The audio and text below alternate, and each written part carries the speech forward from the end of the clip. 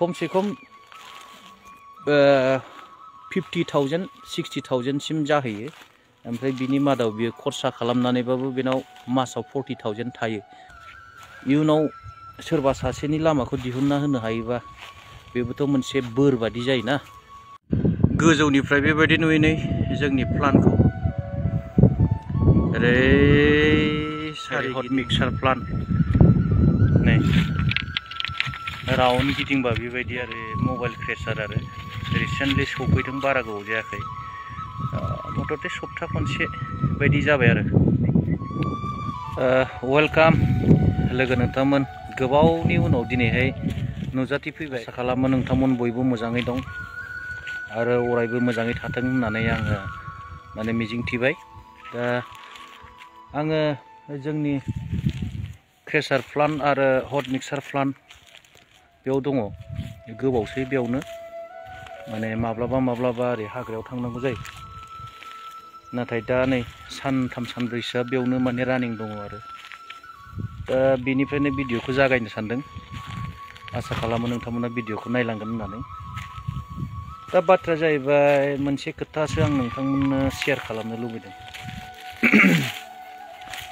भिडिअआ नायथावथाव नंगौना नङा जागोन ना जाया माने बाथ्राया जाहैबाय आङो मैया सासे गथ'खौ लोगो मोनदोंमोन आरो बे गथ'आनो जाबाय माने आंजों फोरोंजानानै गियान मोननानै माने दा मोजां लामायाव आगान सुरहैनो हाबाय गोबावसैमोन आं लोगो मोनैया आरो बे गथ'आ मा मावनानै दंमोन बेखौबो माने आङो खबर लाफिननाय जायाखैमोन नाथाय मैया लोगो मोननानै गोसोखौ बिराद गोजोननाय मोनदों आं जे आं फोरोंनानै आंनि शिक्षाजों दा बे गथ'आ बे लामायाव सफैबाय थाखा फैसा आरजिनो हानाय जाबाय गावनि आथिङाव गाव गसंनो हानाय जाबाय दा बेखौ नुनानै गोसोखौ गोजोननाय मोनदों जे आंबो जे सासे गथ'खौ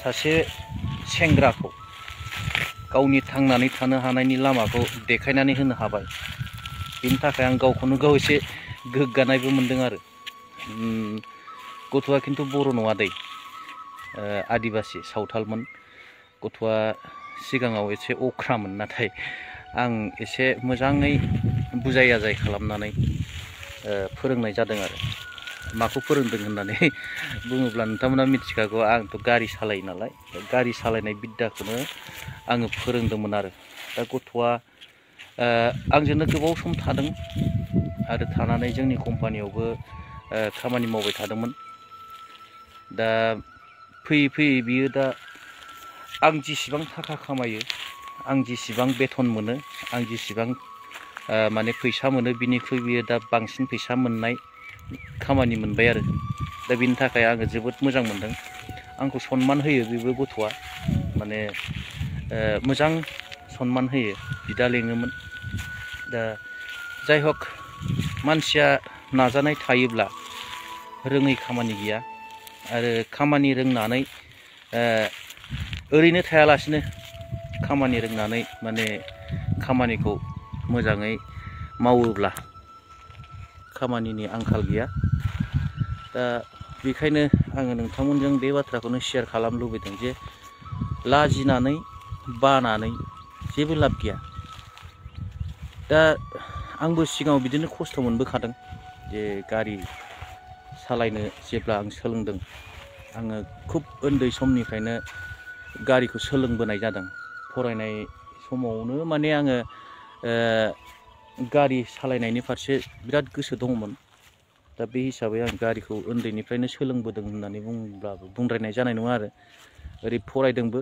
ओरै गारि सालायनाय बा जन्थ्रपातिनि माबायाव खामानियाव आं बिराद गोसो होबोबाय थादों आरो दा बे हिसाबै आंबो बे लाइनावनो दा दङ दा मोजां मोनदों मैया बे गथ'आ जे खोन्थादों गावनि जिहेथु खामानि मावनायनि फिथाइ गाव जेसेबां खामायो मासाव बेखौ मैया खोन्थादों दा बेखौ नायोब्ला आंनिफ्रायबो दुइ गुन खामायो बियो बे खमसे खम बियो 50 निफ्राय 60,000 खामायो मासाव। बियो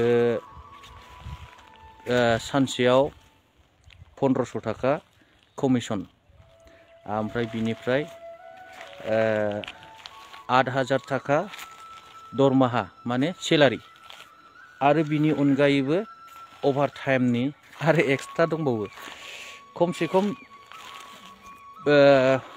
50,000 60,000 सिम जाहैयो। ओमफ्राय बिनि मादाव बियो खरसा खालामनानैबाबो बेनाव मासाव 40,000 थायो। अब्ला बेफोरबायदि खामानिखौ मानो मावनो बानो, नङा होमबा? दा जाय हक, आङो बयखौबो खावलायनो लुबैदों जे लाजिनो नाङा, बानो नाङा, गिनो नाङा। जेखौ रोंदों बेखौ मावनानै माने थाखा फैसा खामायनो नाजानांगौ। दा आं बेखौसो बुंनो सानदों आरोखि। दा दङ आरो दाबो सासे दंबावो आंजों, सासे बर' आंनिनो फंबाय दं, माने आंनि फंबायनिनो लोगोमोन। दा बेबो आंजों दं, बेखौबो फोरोंगासिनो दं आङो। रोंहांबाय, सालायनो हाहांबाय, खालि गारिफोरखौ सालायो आरो लड गारिखौबो सालायो, नाथाय हारसिं हगारथ'नाय जायाखै। बेखौबो लामा खालामना होगोन आं। आरो उनाव आरो सोरबाफोर मोजां बेबायदि सोलोंनो गोसो जानाय मानसिफोरखौ मोनबावोब्ला आरो बेखौबो फोरोंगोन आं। मानोना गाव हारसिंल' रोंनानै थानानै मा जानो, इयुनखौबोथ' एसे नायनांगौ। इयुनाव सोरबा सासेनि लामाखौ दिहुनना होनो हायोबा बेबोथ' मोनसे बोर बादि जायोना, मोनसे बोर मोनगोन, आं बेखौ मिजिंथिदों आरो। दा जाय हक, आसा खालामो नोंथांमोना भिडिअखौ नायबाय, नायनानै निस्सय माबा मोनसे बुंनांगौ बायदि थानो हागौ। कमेन्ट खालामहरदो, आरो भिडिअखौ मोजां मोनदोंबा शेयार खालामदो, लाइकबो खालामना होबानो जाबाय। दा नै गोदान मेचिन सफैनानै दं, मबाइल क्रेसार बहायबाय। ओरैहाय मेटेरियेल्सफ्रा दङ, नै ओरै दङ नैबे स्केनार, नै बेबो मबाइल क्रेसारनिनो मोनसे इउनिट। आरो ओरै दं डाम्पार दं, पकलेन दं, गोबां मेसिनारि दं। बैथिंजाय बे अन्थाइया माखासे होथेबाय। ओरै हट मिक्सार प्लान्टबो दं। आरो बैथिंजाय एसे थांनानै जों थाग्रा न' दं, संनानै जाग्रा, उन्दुग्रा। दा रेस्ट टाइम, माने दिनैहाय मा मावगोन दासिमबो खबर मोनथ'नाय जायाखै। माने एसे कनफिउजनाव दङ, दिनै सुटि होनो ना मा खालामनो। एसे गारि घराफोरबो हर सान सालायबाय थानाय जायोथ', बेफोरखौ माने दिनै एसे साफा खालामस्रांनो नामा बिदि जालायनानै दं आरो। जाय हक, नायनि दसे उनाव मा जायो। दिनै एसेयावनो दोनथ'नोसै नामा? भिडिअखौ जोबजासिम नायबाय, बिनि थाखाय रोजा रोजा साबायखर थाबाय। थेंक इउ, गोजोन्थों।